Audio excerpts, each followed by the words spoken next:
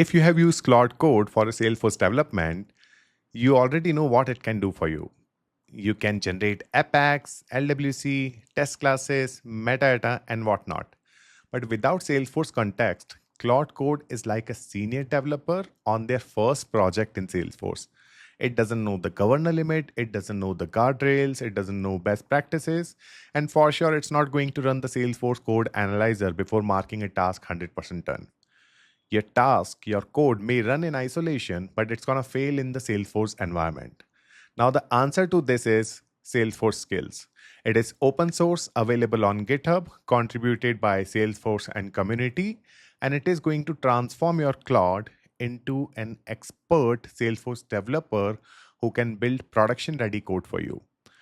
So in this video, I'm going to show you how you can install these skills and how you can exactly use it while you're working on your Salesforce environment. I will be building a case escalation component live. I will be creating LWC, Apex, and test classes as well for sure. And I'll show you what would be the difference if you are going to use Salesforce skills or if you do it directly using a prompt using Claude Code. I'm Kapil Batra. I'm a Salesforce MVP and I run this blog and YouTube channel, Salesforce Bold, focused on LWC, AI, and Agentforce. If that's your thing, make sure to subscribe and let's get started.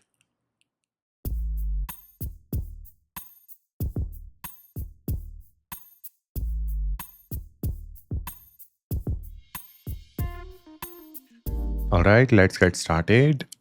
So before showing you what exactly I'm going to build, let me be very specific about what skills actually does that plain prompt does not. When you ask Claude Code without skills to write an Apex class, it will write the Apex, sometimes good and sometimes not so good. It depends on how well you prompt it. It might forget which sharing keyword to use. It may not be generating the Apex class, the test class automatically. You're relying on your own knowledge to catch those issues. Or maybe if you are the pro in the prompt coding, which is mentioning all these things in a single prompt, then for sure it is going to generate all these things. Still, when you use the generate Apex skills using Salesforce skills, it is going to discover your project convention, including naming patterns, existing classes. It's going to choose the correct pattern, services, controller, batch, or another architectural, and generates your class with built-in guardrails that enforces sharing keyword and prevents SOQL in loops. Then it automatically calls a generate Apex test skill to create test coverage. And it is going to create a comprehensive test coverage, which is going to be more than 75%. Before reporting success, it is going to validate the generated code. It's going to run the Salesforce Code Analyzer to catch security violation, and then it's going to execute the Apex class to verify the functionality. That's the difference. Using prompt, the guardrails, the validation pipeline, the test classes, all these things becomes part of your prompt. If you have missed anything in the prompt, Claude Code is not going to generate it by itself. But if you're using skills, by the way, there are 60 plus skills available right now in the library. Now, if you're using Salesforce skills, Claude Code is going to take care of all these things automatically. Okay. Now, for this demo, I have an scratch org ready where I'm going to install the skills first. Now, I'll show you how you can install the skills. You can simply go to your terminal. So here I am in my terminal, or you can, if you're using the CLI or any other terminal, you just need to make sure you're in your project folder. And after coming in your project folder, you can simply run the command, which is npx skills add force.com, then slash sf hyphen skills and hit enter. It is going to give you a list of skills available in Salesforce that you can see here in my terminal. there's a list of skills available in Salesforce. There are 69 skills right now. That's a good number of skills actually. Now for this demo, as I said, we are going to generate Apex, test class, LWC, right? And we'll make sure that Claude is debugging the code properly. So accordingly, we are going to select a couple of skills from here. You can use your up and down arrow keys here to navigate through the skills and hit the space to select a specific skill.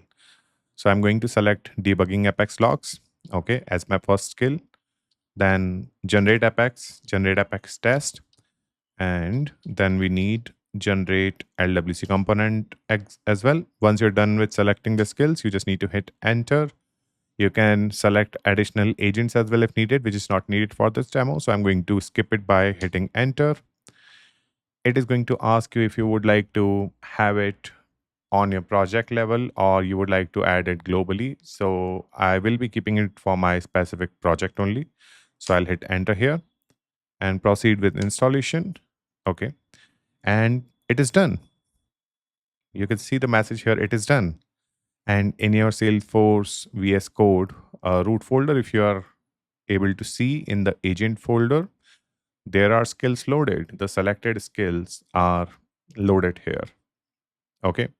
So that's how you're going to install the skills actually. And that it is actually, Now Claude is going to read through these skills whenever you're going to give it a prompt. For example, let's say if we are going to, which we are going to actually generate Apex, LWC, and all those things. So it is going to find the skill accordingly. And as per the data available in the skills will contain text description of the metadata that you are going to generate in simple terms. Okay. So now what we are going to use, we are going to use the Claude code to generate a case escalation component. Okay. Which will have Apex, which will have test class as well. And we will be just describing what exactly we need. And the Claude is going to get everything automatically. Now I will open the Claude code here. Here it is. I will create a new session.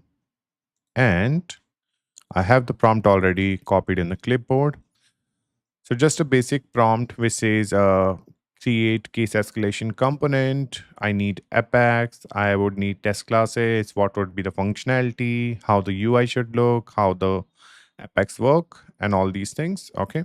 I've also mentioned that I need it to be deployed once everything is done. Okay. Now let's hit enter and let's see how the Claude is going to take this prompt. It is going to read through the prompt and then it is going to take the skills as per the keywords available in the prompt. For example, for Apex, it is going to use generate Apex. For LWC, it is going to use generate LWC component skills, and so on and so forth. So I just want to show you how it is going to display the skills in this terminal that we are having here. So in this terminal itself, it should show the skills that it has used while developing all these components and deploying. Okay, it may take some time, so I may fast forward here. Now, what I wanted to show you that in the prompt, if you will see that it is running the skills. When I ran the prompt for the first time, I'll tell you what happened. So it started generating the files and it was asking me if Claude is good to deploy it. But what I noticed in the terminal, the skills haven't activated automatically. So this is something worth knowing. Skills don't always fire on the first prompt.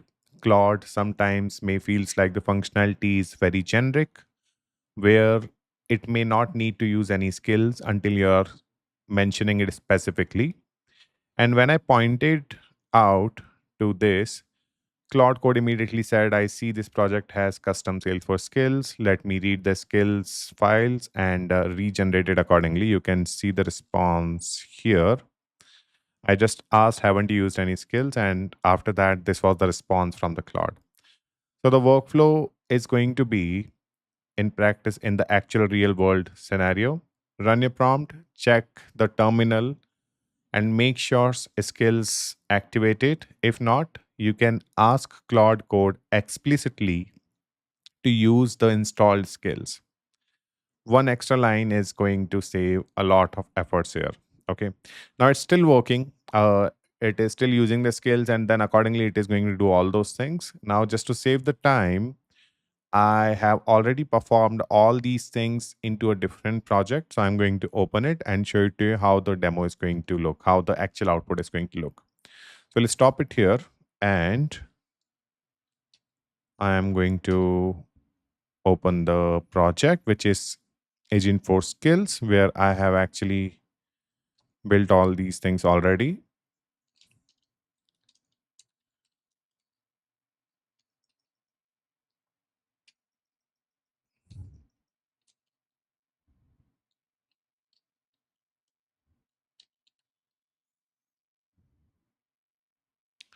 Okay, it is not getting its default org. Oh, now it's here. Open default org, and it is going to open the default org that I am having for it. Let's get it here.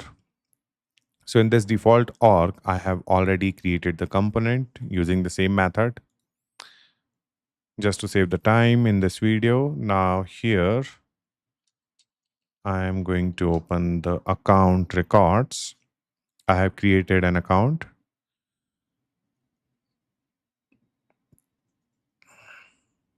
Okay, this is the account. And this is the component which says case escalation. As described in the prompt, it is having list of cases here with an escalation button. And on the click of escalate, I'm going to have a inline panel, which is going to ask the escalation reason and priority. Let's say I'm marking it critical and priority ticket. And if I'll hit confirm, it gave me a success message as mentioned in the prompt. And now it is disappeared from the list because the case status is no longer new. And that's how it is going to work. The case would still be visible into the case tab. If I'll go here, yeah, here's the escalated case, which I just escalated. So that's how the component is working live in the environment. Now let me open the generated files in my VS Code and show you specifically what skill enforces that plain prompting often misses. So here is my VS Code. And let's start with Apex. This is the case controller. First thing you will notice here, the with sharing keyword on the class declaration. It's not without sharing, it's not missed, it is enforced specifically using the skill. In a similar manner, it is handling other stuff as well. For example, it will be using it, it is going to enforce all the governor limits as well. It's not going to have any SOQL inside loop or DML inside loop. It is going to follow all the governor limits and best practices accordingly. Okay. And I can show you the test class as well. If you'll notice here on the left side, we have test data factory as well. It was also generated using Claude Code, using Salesforce Skills. And in the test class as well, if you will see, all test methods are here. Test setup is here, is test, and positive, negative cases, everything is covered. It's not only about Apex. In LWC as well, if you'll notice, it has used the latest directive. So here, if you will see, it has used LWC if and not if true, because LWC if is something which is the latest directive which we should be using as per the best practices. So that's how it has used here, and that's how it is going to use using Salesforce skills. Now let me explain what exactly happening in simple terms. Think of it like When you hire a junior developer and ask them to write an Apex class, they will write the code. It may work or may not work, but they may forget things, right? You have to review it carefully. But when you hire a senior developer, they already know all the rules, governor limits. They are aware that they should not be using any DML inside loop. They are always going to use with or without sharing keywords as per the requirements. They know a test class isn't optional. You don't have to remind them every time. Salesforce Skills is that senior developer embedded into Claude Code. Each skill is essential, a set of expert instructions that Claude needs before writing any code. If you're not going to have the skills, you may have to mention all these things specifically into your prompt. When you say create an Apex class, Claude doesn't just start typing, it is going to read the generating Apex skill first, and after that, only it is going to perform writing. The library, as I showed you already, it was having 69 skills. I'm expecting more skills in the near future. It's having skills one for Apex, LWC. It's having an individual skill for the test classes as well, flow, generating other metadata types, so on and so forth. And that it is. No magic, just expert guidance baked in before Claude writes a single line of code in your Salesforce environment. Now, coming to the point here, when you should be using skills versus plain Claude instructions, because we know how to write prompts, right? That's what we have been doing earlier when you used to do chat GPT, generate prompt there, and then copy paste the code in your VS Code. I'm not sure if you were doing the same. So you should use the plain Claude code when you're prototyping or you're exploring, you're trying new functionalities, or maybe doing a quick one time task, maybe. And you should use skills when you're generating code that will go to production, when you need consistent pattern across a team, or when you want the validation pipeline, code analyzer, and test execution to run automatically before you review anything. Skills are not just automations, they are also a teaching tool for these kind of AIs. Try using them once to discover best practices you might have missed, see how test classes should be structured with, and also learn which code analyzer flags are most important for security and performance. Now, I think that it is for today. The official blog post by Akshata Sawant and the Salesforce Skills GitHub repo and the Agentforce Skills specification are linked below in the description. If you are watching it on the LinkedIn, it is going to be in the first comment over the LinkedIn. If you find this video helpful, make sure to hit a like and hit the subscribe button as well. I will see you in the next one, guys. Thanks for watching.